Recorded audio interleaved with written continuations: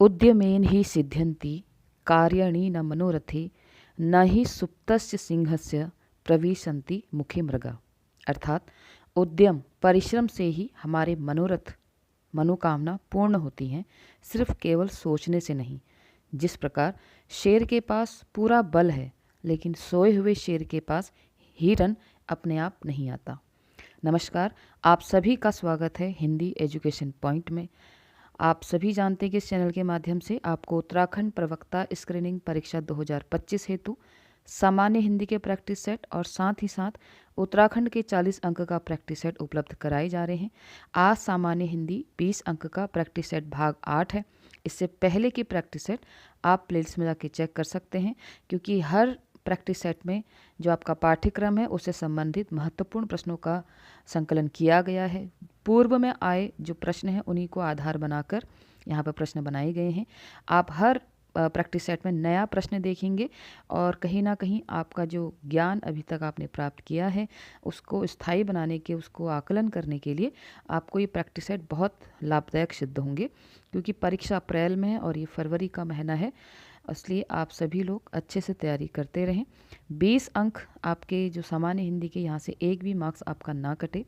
Specially मैं उन लोगों के लिए कहूँगी जो साइंस स्ट्रीम से जो नहीं है। क्यों? क्योंकि आपको जो बढ़त दिला सकता है वो है हिंदी, उत्तराखंड और आपका जो इंडियन एजुकेशन वाला जो पार्ट है वो। क्योंकि जहाँ हम रीजनिंग की ओर जाते हैं तो वहाँ हम उतना अच्छा नहीं कर पाते हैं। वहाँ पर अगर हम थोड़ा बहुत कर लें तो शॉर्ट ट्रिक से कर सकते हैं या कुछ ट्रिक से कर सकते हैं। इससे ज़्यादा उतना सॉल्विंग हम नहीं जा सकते कि अगर उसने यूकेपीएससी ने अगर 5 क्वेश्चन भी अगर थोड़ा डीप डाल दिए तो हम उसको नहीं कर पाएंगे। इसलिए जो हमारा स्ट्रॉन्ग पॉइंट है हमको उसको मजबूत बनाना है, इतना मजबूत बनाना है कि उसमें से कोई भी अंक हम गंवाएं ना। ठीक है, तो जैसे मैंने आपको शुरू में एक श्लोक बोला, देखिए योग्यता सबके पास है लेकिन आप सिर्फ अरमान और सपने देखकर अपने लक्ष्य को नहीं प्राप्त कर सकते, आपको परिश्रम करना ही पड़ेगा। ठीक है, तो परिश्रम को आगे बढ़ाते हैं और वीडियो के माध्यम से अपने सामान्य हिंदी के ज्ञान को और परिपक्व करते हैं। आज की वीडियो स्टार्ट करते हैं। पहला प्रश्न है, कपड़ा का पर्यायवाची नहीं है। देखिए प्रश्न में आप जरूर ध्यान देंगे, नहीं और है पे जरूर ध्यान देंगे। कई बार जल्दीबाजी में हम ध्यान नहीं देते हैं और फिर आप सभी जानते हैं व्हाइटनर या गोले को जो है हमारी शीट को रगड़ना, ये सब आपके भविष्य के साथ खिलवाड़ ना हो, इसलिए आप प्रश्न को भली भांति पढ़ें। तो कपड़ा का पर्यायवाची शब्द नहीं है पट, उदक, वसन या अंबर। देखिए पट कपड़ा का पर्यायवाची है, वसन भी है और अंबर भी है। उदक कपड़ा का पर्यायवाची नहीं है। अच्छा, उदक कपड़ा का पर्यायवाची नहीं है तो किसका है? उदक है पानी का पर्यायवाची। पानी, वारी और नीर। ठीक है, आप इसके पर्यायवाची लिखिए। तो उदक आशा करती हूँ आपके लिए नया शब्द होगा। नया शब्द है तो उसके पर्यायवाची भी लिख लीजिए। उदक पानी, वारी, नीर का पर्यायवाची है, कपड़ा का पर्यायवाची नहीं है, इसलिए हमारा सही आंसर है ऑप्शन नंबर बी, उदक। और आप सभी लोग स्वयं से भी उत्तर लगाएं, क्योंकि प्रैक्टिस है, तभी प्रैक्टिस कहलाया जाएगा जब आप इन क्वेश्चंस को खुद सॉल्व करेंगे, फिर आंसर तक पहुंचेंगे। तुरंत स्पीड से बढ़ा के फॉरवर्ड करके इतना समय, देखिए आपने अगर इस वीडियो को ओपन किया है तो उस प्रकार से इसको यूज़फुल बनाइए कि आप 20 में से आप देखें आपके कितने अंक आ रहे हैं। जरूर कमेंट बॉक्स में लिखें। आपको इतनी हिम्मत, इतना आत्मविश्वास होना चाहिए कि आप जितने मार्क्स गेन कर रहे हैं उसको ईमानदारी से लिखें। उससे क्या होगा, आप जो हमारा कॉम्पिटिशन होता है ना, हमारा खुद से होता है, हमको किसी को कुछ नहीं दिखाना है। आप खुद से देखिए आपके किस प्रैक्टिस सेट में कितने क्वेश्चन सही हो रहे हैं, कितना माइनस मार्किंग आप सभी जानते हैं, तो उसके अनुसार क्वेश्चन सॉल्व करें। अगला प्रश्न है, ईला किसका पर्यायवाची है? बिजली का, नौका का, नदी का या धरती का? तो उसका सही आंसर ऑप्शन नंबर डी, ईला जो पर्यायवाची है वो धरती का है। धरती के अन्य पर्यायवाची भी हम लिख लेते हैं, ध्यान देंगे आप लोग। पृथ्वी, ये तो कॉमन सा है। ठीक है, धरा, ये भी कॉमन है। भू, ये भी कॉमन है। एक थोड़ा सा नया, उर्वी। ठीक है, उर्वी जो है ये भी शब्द किसका पर्यायवाची है? धरती का पर्यायवाची है। ठीक है, तो हमारा यहाँ पर सही आंसर क्या है? ईला किसका पर्यायवाची है? धरती का पर्यायवाची है। अन्य पर्यायवाची मैंने बताया पृथ्वी, धरा, भू और उर्वी। इसको आप जरूर नोट करें, उर्वी। अगला प्रश्न है, उत्तम का सही विलोम क्या है? निकृष्ट, उदार, उद्यमी या अधम? तो उसका सही आंसर ऑप्शन नंबर डी, उत्तम का विलोम होता है अधम। अगर हम बात करें कि अधम का अर्थ क्या होता है, तो अधम का अर्थ होता है नीच। ठीक है। अगर अधम का पर्यायवाची आ गया पहचानने को, तो अधम के आप पर्यायवाची लिख सकते हैं। अधम का पर्यायवाची है निकृष्ट,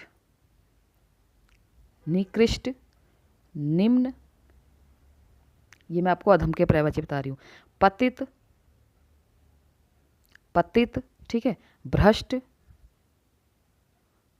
और हेय, कहते हैं ना उसको हेय दृष्टि से देखा जाता है। तो हेय का मतलब क्या है? अधम, नीच दृष्टि से हेय समझा जाता है। ठीक है, तो हमारा सही आंसर क्या है? उत्तम का विलोम क्या है? अधम। अधम के पर्यायवाची क्या बताए? निकृष्ट, निम्न, पतित, भ्रष्ट और हेय। और अधम का अर्थ क्या होता है? नीच। अगला प्रश्न है, वक्र शब्द का सही विलोम क्या होगा? वक्र का अर्थ होता है टेढ़ा, तो उसका विलोम क्या होगा? तिरछा, झाद्र, ऋजु या टेढ़ा। अब मैंने कहा वक्र का अर्थ होता है टेढ़ा, तो ये तो है नहीं, तो उसका सही आंसर है ऑप्शन नंबर सी, ऋजु। ऋजु का अर्थ होता है सीधा, ठीक है, सीधा या सरल। तो वक्र हम कहते हैं ना कि वो बड़ा वक्री स्वभाव का है। वक्र मीन्स टेढ़ा, और टेढ़े का विलोम क्या होगा? सीधा, लेकिन वक्र का क्या होगा? ऋजु। बढ़ते हैं अगले प्रश्न की तरफ। अगला प्रश्न है, निम्न में से तत्सम शब्द है अनाड़ी, अनाय, अनार्य या अर्नाय। ठीक है, ये उच्चारण करना आपको आना चाहिए। ये अनार्य है और ये अर्नाय है। तो तत्सम शब्द कौन सा है? तो उसका सही आंसर है क्वेश्चन नंबर 5 का ऑप्शन नंबर सी, अनार्य जो है वो तत्सम शब्द है। अगर हम बात करें, अगर ये तत्सम है अनार्य, तो इसका तद्भव क्या है? और इसका तद्भव है अनाड़ी। ठीक है, अनार्य का तद्भव अनाड़ी है। बाई चांस प्रश्न ऐसे भी आ सकता है कि अनाड़ी का तत्सम शब्द क्या होगा? तो होगा अनार्य। ठीक है, अगला प्रश्न। अगला प्रश्न है, निम्न में से तत्सम शब्द है अनूठा, अनुत्थ, अगहन या अलोना। तो उसका सही आंसर है ऑप्शन नंबर बी, अनुत्थ। अगर ये तत्सम है तो इसका तद्भव क्या है? इसका तद्भव है अनूठा, अनूठा। ठीक है, इंपॉर्टेंट है। तत्सम अनुत्थ है और इसका तद्भव क्या है? अनूठा। बढ़ते हैं अगले प्रश्न की तरफ। अगला प्रश्न है, इनमें तद्भव शब्द है। अब हमको तद्भव शब्द बताना है। इनमें तद्भव शब्द क्या है? बजरंग, सुरंग, पकवान, मिष्ठान्न, मिष्टान्न। ठीक है, तो उसका सही आंसर है, तद्भव हमको पहचानना है, तो तद्भव इसमें है बजरंग। ये तद्भव है तो उसका तत्सम भी होगा, और इसका तत्सम है वज्रांग, वज्रांग। ठीक है, जिसका वज्रंग है। तो बजरंग का जो बजरंग है वो तद्भव शब्द है और इसका तत्सम शब्द है वज्रांग। आप एक प्रश्न के साथ कई सारे प्रश्न समझ रहे हैं, तो वीडियो को बहुत फॉरवर्ड करके ना, क्योंकि आप यहाँ 20 प्रश्न नहीं, कहीं ना कहीं 20 के साथ आप 30-35 प्रश्न यहाँ पर समझेंगे, इतना मैंने प्रयास किया है। हाँ, प्रैक्टिस सेट है, तो आप फटाफट फटाफट 20 ऐसे प्रश्न देखेंगे जो सिलेबस के अकॉर्डिंग है। अगला प्रश्न है, इनमें से कौन सा शब्द तद्भव नहीं है? ठीक है, गेह, देह, धूल या फूल। तो जो ऐसा है जो तद्भव नहीं, यानी कि क्या होगा? तत्सम होगा। तो क्वेश्चन नंबर 8 का सही आंसर है ऑप्शन नंबर बी, देह। देह क्या है? तत्सम शब्द है, तो ये तद्भव नहीं है। अगला प्रश्न है, किस शब्द में बहुब्रीहि समास नहीं है? चंद्रशेखर, देखिए मैंने आपको समास बहुत अच्छे से समझा रखे हैं। बहुब्रीहि समास में क्या होता है? बहुब्रीहि समास में कोई भी पद प्रधान नहीं होता है। देखिए, समास दो पदों से मिलकर बनता है, पूर्व पद और उत्तर पद। पूर्व बोले तो पहला, ये चंद्र जो है ये पहला है, ठीक है, ये पहला है, और शेखर ये उत्तर पद है। तो दो पदों से मिलके समास बना, उसको हमने समास कहा।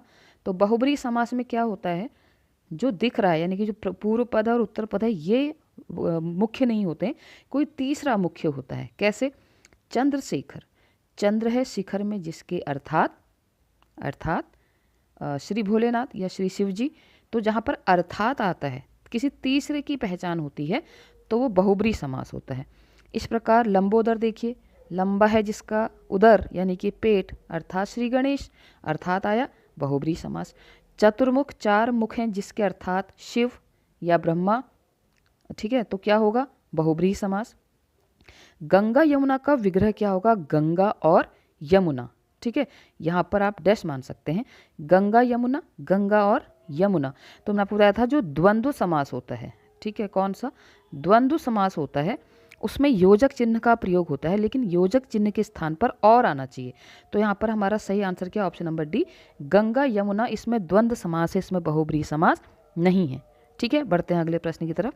अगला प्रश्न है, इन शब्द में किस में द्वंद्व समास नहीं है, नहीं है पूछा। अभी मैंने आपको बताया कि द्वंद्व समास की पहचान क्या होती है, योजक चिन्ह का प्रयोग होता है। अब यहाँ तो इसमें भी योजक है, इसमें भी योजक है, इसमें भी योजक है, लेकिन समास वही समझ सकता है जिसको समास का विग्रह करना आता है।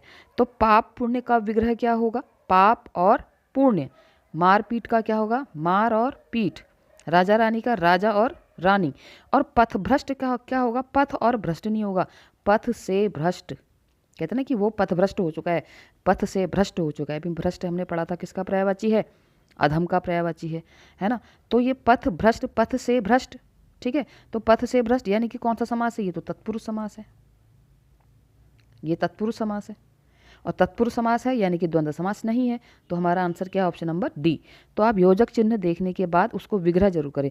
जैसे एक उदाहरण मैं आपको और देती हूँ, गंगा डैश जल, तो इसका विग्रह क्या होगा, गंगा का जल। तो कौन सा समास है, तत्पुरुष समास है। योजक चिन्ह तो है, लेकिन योजक चिन्ह के स्थान पर क्या आना चाहिए, और या अथवा ये आना चाहिए, तब वो क्या होगा, तब वो द्वंद्व समास होगा।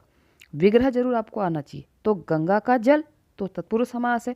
ऐसी अगर मैं गंगा का जल की जगह क्या लिख दूं, देशभक्त लिख दूं, है ना, देशभक्त, देशभक्त, तो उसका विग्रह भी क्या होगा, देश का भक्त। तो ये कौन सा समास है, तत्पुरुष समास है, ठीक है। तो हमारा इसका आंसर क्या था, पदभ्रष्ट। ये द्वंद्व समास नहीं, इसमें क्या है, तत्पुरुष समास है। अगला प्रश्न, पुराण शब्द में इक प्रत्यय लगाने पर कौन सा शब्द बनता है। देखिए महत्वपूर्ण है, क्योंकि कई बार हम सोचते हैं इसका अर्थ क्या होगा, पुराणिक, नहीं। इसका सही आंसर क्या है, ऑप्शन नंबर बी, पौराणिक, ठीक है। इसमें मैं आपको कुछ चीज़ और बताती हूँ जो बार बार पूछी जाती हैं, ठीक है। तो ये हमारा आंसर है, इसको हम यहाँ नीचे रखते हैं। हमारा आंसर क्या है, पौराणिक। इसी प्रकार से इक प्रत्यय लगा के एक बनता है नैतिक, नैतिक, ठीक है।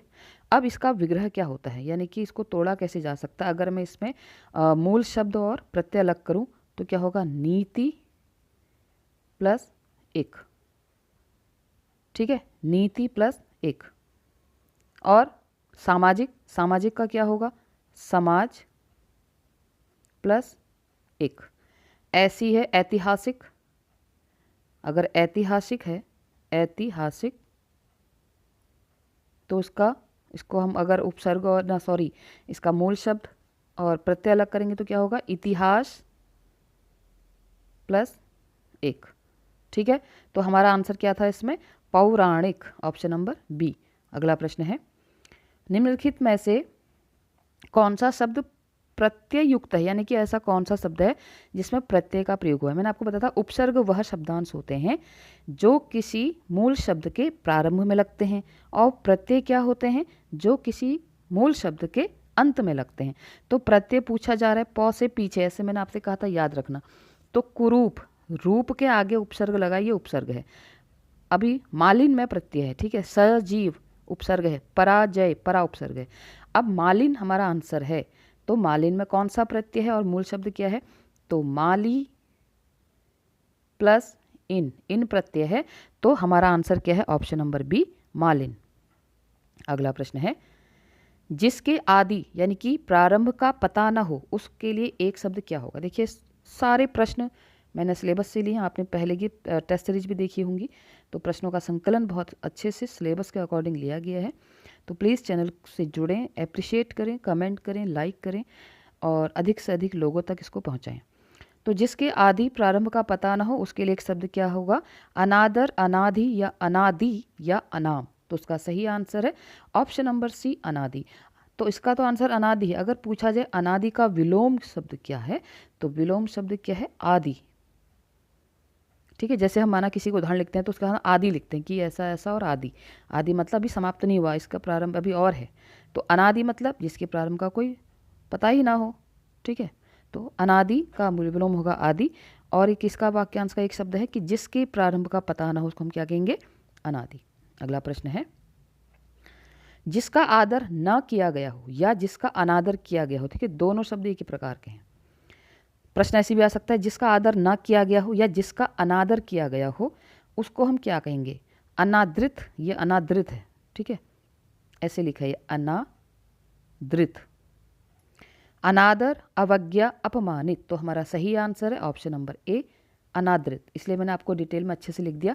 अनादृत ये किसको कहते हैं? जिसका आदर न किया गया हो या जिसका अनादर किया गया हो, उसको क्या बोलते हैं? अनादृत। अगला प्रश्न है, निम्नलिखित में से शुद्ध शब्द कौन सा है? वाल्मीकि, वाल्मीकि, वाल्मीकि और कहीं ना कहीं एक जैसे दिख रहे हैं, उच्चारण भी एक जैसा लग रहा है, लेकिन इसका सही answer option number A, Valmiki. क्योंकि हम कई बार सोचते हैं कि जो अंतिम शब्द होगा उसमें बड़ी की मात्रा होगी, लेकिन वाल्मीकि में क्या है, जैसे हम बहुब्री लिखते हैं ना, बहुब्री में भी ऐसा ही, बहु इसमें यहाँ ऐसे है और यहाँ ऐसे है, तो सेम ऐसे ही वाल्मीकि में भी है। ठीक है, तो हमारा सही शुद्ध शब्द क्या है? वाल्मीकि। अगला प्रश्न है, निम्नलिखित में से शुद्ध वाक्य कौन सा होगा? श्री कृष्ण के अनेकों नाम है, अनेक है तो अनेकों नहीं होगा, गलत। श्री कृष्ण के अनेक नाम है, यही सही है। श्री कृष्ण के अनेक प्रकार, प्रकार नहीं होगा, अनेक नाम है। श्री कृष्ण के अनेक नाम प्रमुख हैं, प्रमुख कहाँ से जब अनेक हैं? तो हमारा सही आंसर क्या? Option number B, Shri Krishna के अनेक नाम हैं। अगला प्रश्न, इनमें स्वर संधि से बना पद है, यानी कि ऐसा कौन सा शब्द है जिसमें स्वर संधि है? दीक्षांत, शरतचंद्र, तल्लीन या विच्छेद? तो इसका सही आंसर है ऑप्शन नंबर ए, दीक्षांत। अगर हम दीक्षांत को तोड़ें तो कैसे लिखा जाता है? दीक्षा प्लस अंत, और संधि कौन सी है? स्वर संधि है। स्वर में कौन सी संधि है? दीर्घ संधि है। तो इसमें कौन सी संधि है? दीक्षांत में दीर्घ संधि है, और इसको दीक्षा प्लस अंत। अब तो ये होगी दीक्षांत की बात। अब बात करते हैं किसकी? शरतचंद्र की। ये तो हमारा आंसर है, ठीक है, इसमें दीर्घ स्वर संधि है। अब बात करें शरतचंद्र की। शरतचंद्र में व्यंजन संधि है, नोट करेंगे क्या है? व्यंजन संधि है। और इसका विग्रह कैसे होता है? शरत, शरत प्लस चंद्र, ये इसका विग्रह है। शरत चंद्र मिलके क्या बन गया? व्यंजन संधि। आप सभी जानते हैं व्यंजन संधि के नियम बड़े विचित्र हैं, तो शरत चंद्र क्या बना? शरत चंद्र बना। और वैसे अगर हम बात करें किसकी, ये हमारा आंसर है। अब हम बात करते हैं तल्लीन की। तल्लीन में भी व्यंजन संधि है, और उसका विग्रह होता है तत् प्लस लीन, क्या बना? तल्लीन। विच्छेद है, विच्छेद का जो विग्रह वो है वी प्लस छेद, और इसमें कौन सी संधि है? इसमें भी व्यंजन संधि है। तो सिर्फ एक में स्वर संधि थी दीक्षांत में, वो भी कौन सी? दीर्घ संधि, बाकी सब में व्यंजन संधि है। शरतचंद्र का मैंने आपको बताया शरत प्लस चंद्र, तल्लीन का बताया तत् प्लस लीन, विच्छेद का बताया वी प्लस छेद। अगला प्रश्न है, गुण संधि का इसमें कौन सा उदाहरण है? वर्षतु, स्वागत, पावक, हितैषी? तो हमारा सही आंसर ऑप्शन नंबर ए, वर्षतु। अगर वर्षतु का विग्रह करते हैं तो उसका विग्रह है वर्षा, वर्षा प्लस ऋतु। ये किसका उदाहरण है? ये गुण संधि का उदाहरण है। अगर हम बात करें स्वागत, स्वागत का जो है उसमें कौन सी संधि है? उसमें यण संधि है, और इसका विग्रह क्या होता है? सु प्लस आगत। ठीक है, नोट करते चलेंगे, देखिए हर प्रश्न के साथ प्रश्न है।